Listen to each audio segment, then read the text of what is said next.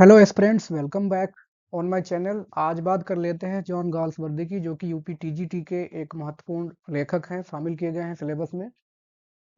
जो भी एग्जाम में पूछा जाता है वो इस वीडियो में आपको मिल जाएगा। आपको बहुत ज़्यादा इसमें टाइम देने की जरूरत नहीं है, क्योंकि जो पॉइंट्स पूछे गए हैं उनको शामिल किया गया है, बाकी जो पूछे जा सकते हैं उनको भी शामिल किया गया है। तो definitely the video is going to be help you in your preparation. So let's begin. First of all, जो इनका छद्म नाम था उसकी बात कर लेते हैं। जॉन सेंट जॉन, जो इनका पहला work from the four winds publish हुआ था, वो जॉन सेंट जॉन के नाम से ही इन्होंने छद्म नाम से पब्लिश किया था। जन्म होता है इनका अगस्त 14 1867 को। किंगस्टन हिल्स, सरे, इंग्लैंड में ये पैदा हुए थे। और एक अच्छे रिच फैमिली में इनका जन्म हुआ था। इनके पिताजी बैरिस्टर थे जिनका नाम था जॉन गाल्सवर्दी सीनियर, और इनकी माताजी का नाम था ब्लांच बैली। तो ये लोग अच्छे खासे समृद्ध धनाढ्य परिवार से थे। जैसे कि इनके एक जो साथी राइटर हुए हैं उसी समय, जॉर्ज बर्नार्ड शॉ, जिनका आपने नाम सुना होगा, वो उनका जीवन काफी कष्टों से भरा रहा। उसके जस्ट अपोजिट गॉल्सवर्दी का जीवन एकदम इकोनॉमिकली, जो पॉइंट ऑफ व्यूज होते हैं वहां से एकदम फ्री थे। और जो भी लग्जरियस अपॉर्चुनिटीज या जो सुविधाएं मिलती हैं रिच फैमिली के बच्चों को, इनको मिली हुई थी। तो बचपन में कोई भी प्रॉब्लम इनके नहीं थी। एजुकेशन की शुरुआत की गई थी, जो सबसे फेमस स्कूल था हैरो में, प्राइमरी स्कूल, वहां इनको भेजा गया। लेकिन अक्सर ऐसा हो जाता है, जिनके माँ बाप बहुत ज़्यादा रिच होते हैं तो कुछ बच्चों का ध्यान भटक जाता है एजुकेशन से, क्योंकि कहीं ना कहीं वो, उनकी पीठ मजबूत होती है इकोनॉमिकली, वो टेंशन फ्री होते हैं उस चीज़ से। तो वो बहुत ज़्यादा अच्छे स्टूडेंट नहीं थे। He was not a good scholar. बस उनका इंटरेस्ट था सिर्फ इसमें फुटबॉल और अदर गेम्स में। फुटबॉल अच्छे से खेला करते थे और अपने स्कूल की फुटबॉल टीम के वो कैप्टन भी थे। शुरुआत में उनको देख के लगता नहीं था, किसी को भी नहीं लगा था कि वो एक ऐसे राइटर बनेंगे जो पूरी दुनिया में इनको जाना जाएगा। और ना केवल जाना जाएगा बल्कि नोबेल प्राइज जैसा जो मोस्ट रेपुटेड अवार्ड है जो मिलता है, उनको दिया गया। ही जॉइंड न्यू कॉलेज, जो कि ऑक्सफोर्ड यूनिवर्सिटी से एफिलिएटेड था, 1886 में। क्योंकि इनके पिता लॉयर थे, इनके पिता ने इनको लॉ पढ़ने के लिए कहा, तो इन्होंने ऑनर्स के साथ, या ऑनर्स में क्योंकि कुछ सब्जेक्ट एक्स्ट्रा होते हैं, उनके साथ इन्होंने पढ़ाई की, 1889 में कंप्लीट किया। उसके बाद उन्होंने अपनी बैरिस्टरशिप शुरू की, प्रैक्टिस शुरू की, लेकिन बहुत ज़्यादा इनका मन उसमें नहीं लगा। इनको ये प्रोफेशन बहुत ज़्यादा मोनोटोनस लगा कि क्या, कहाँ आके फंस गए। और इन्होंने वो काम छोड़ दिया। कुछ ही दिनों तक वो काम किया, लेकिन कुछ और आइडियाज थे तो वो छोड़ दिया, बोरिंग प्रोफेशन लगने की वजह से। तो कह सकते हैं कि स्टार्टिंग बैरिस्टरशिप से की, लेकिन मज़ेदार नहीं लगी। आगे इन्होंने, क्योंकि पैसा इनके पास पर्याप्त था इनके पिताजी का कमाया हुआ, तो इन्होंने दुनिया देखने का, दुनिया में घूमने का इन्होंने विचार किया। फाइनेंशियल प्रॉब्लम से ही वॉज कम्प्लीटली फ्री। तो टहलने निकले हैं। कहाँ कहाँ टहले हैं? ऑस्ट्रेलिया, कनाडा, साउथ अफ्रीका, इन सारे देशों में वो टहलने गए। और टहलते हुए रास्ते में शिप पर इनकी मुलाकात होती है जोसेफ कॉनराड से, जो कि एक बहुत अच्छे पोलैंड के राइटर थे, पॉलिश राइटर, जिनका हार्ट ऑफ डार्कनेस काफी फेमस नॉवेल है, अगर आपने पढ़ा हो या सुना हो, जोसेफ कॉनराड। इसके अलावा जब उनसे मुलाकात हुई तो इनकी अच्छी दोस्ती हो गई। और जब ये, इनकी डेथ हो गई है जोसेफ कॉनराड की, तभी वो दोस्ती खत्म हुई। और कहीं ना कहीं जो फर्स्ट इम्प्रेशन था इनके राइटर बनने का, वो इनको पहली बार जोसेफ कॉनराड से ही मिला।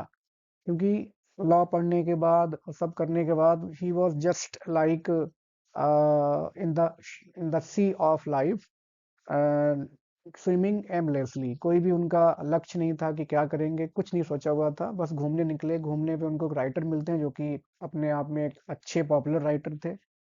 तो फर्स्ट जो स्पार्क थी राइटिंग की, वो इनको जोसेफ कॉर्नाट से ही मिली, उनकी दोस्ती से।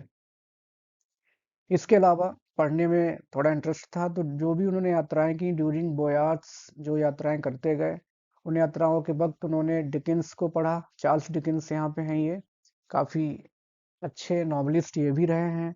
Turgenev, Maupassant, Tolstoy, Ibsen, Henrik Ibsen, जो कि प्रॉब्लम प्ले लिखा करते थे। उनके प्लेस को, इन सब वर्क्स को इन्होंने पढ़ा। जब इनको पढ़ा तो कहीं न कहीं उनका जो लिटरेरी करियर था, उसमें बहुत ज़्यादा प्रभाव देखने को मिलता है। सबसे बड़ा प्रभाव हम कह सकते हैं कि यहाँ पर उनको मिलता है हेनरिक इब्सन का, क्योंकि ये भी एक प्रॉब्लम प्ले लिखा करते थे, समाज की बुराइयों को उठाते थे। उसी हिसाब से जॉन गॉल्सवर्दी ने जितने भी प्ले लिखे हैं, लगभग सभी में कोई न कोई सामाजिक बुराई उठाई है, उसकी थीम रखी है। और उसको सुधारने का उन्होंने हालाँकि कभी ये नहीं कहा कि मैं सिर्फ़ दुनिया सुधारने के लिए लिख रहा हूँ, ऐसा उन्होंने कभी नहीं कहा।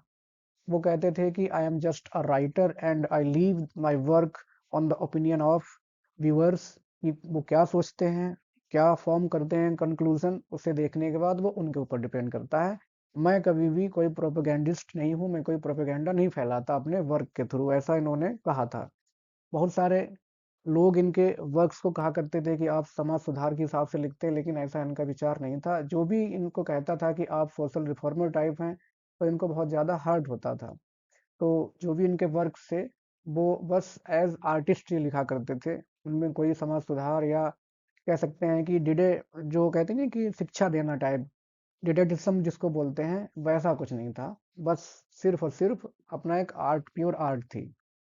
फिर बात की जाए इनके लव मैरिज की, क्योंकि वो बात करनी ज़रूरी इसलिए है कि एज़ राइटर उनकी जो पत्नी हुई, जिनका नाम था एडा पियर्सन, एक्चुअली ये इनके एक चचेरे भाई थे, उनकी पत्नी थी एडा पियर्सन।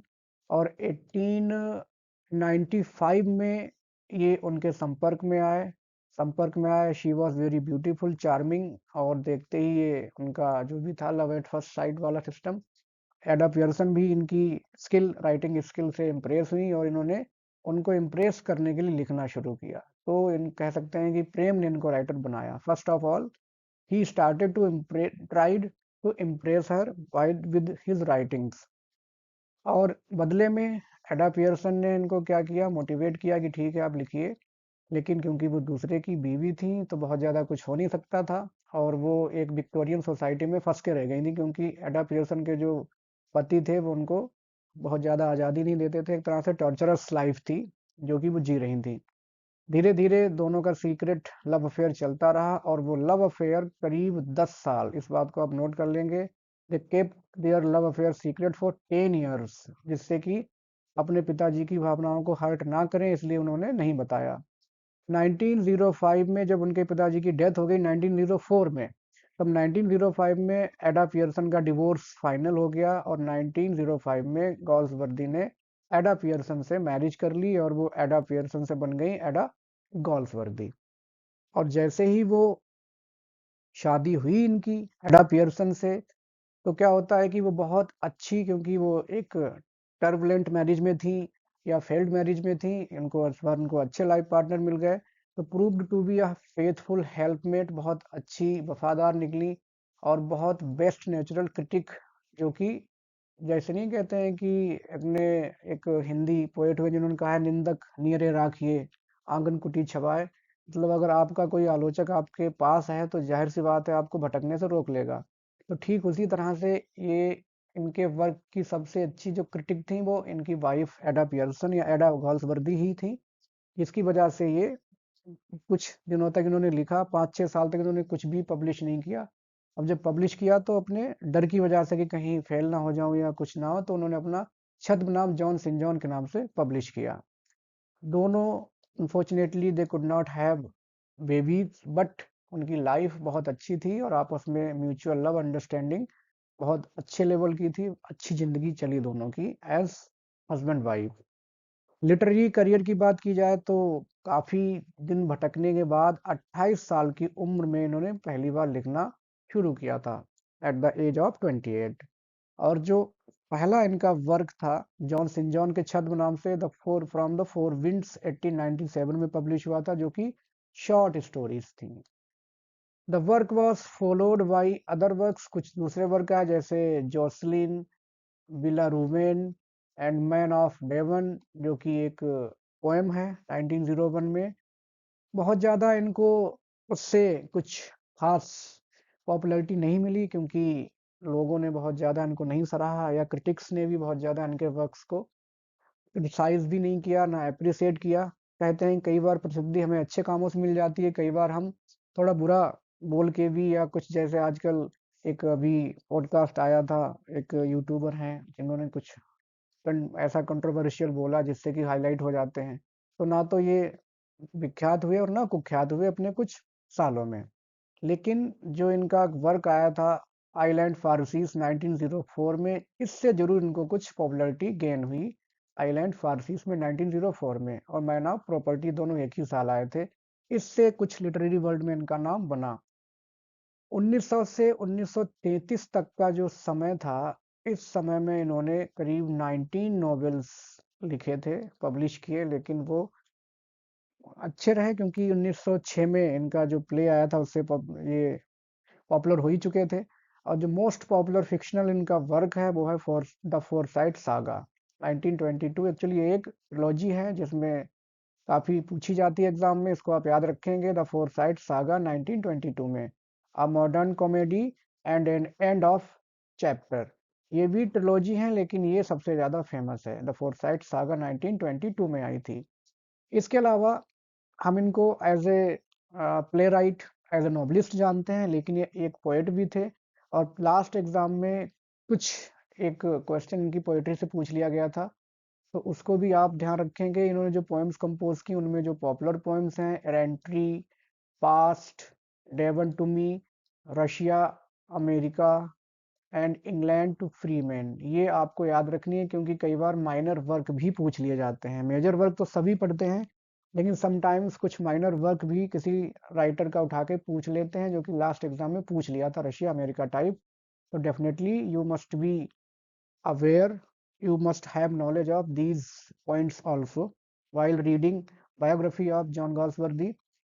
नॉवेल लिखने के बाद ये पहुंचते हैं प्ले राइट की दुनिया में, नाटकों की दुनिया में, जो कि इनका सबसे ज़्यादा फ्रूटफुल डोमेन साबित हुआ।